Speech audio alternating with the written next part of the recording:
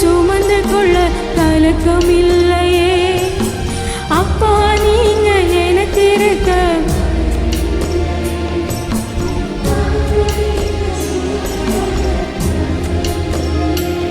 நீங்க போதும், நீங்க போதும், நீங்க போதும், நீங்க போதும், நீங்க போதும், நீங்க போதும்.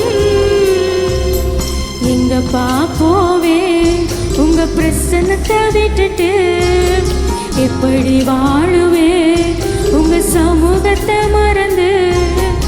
எங்க பாப்போவே உங்க பிரசன்னத்தை விட்டுட்டு எப்படி வாழுவே உங்க சமூகத்தை மறந்து.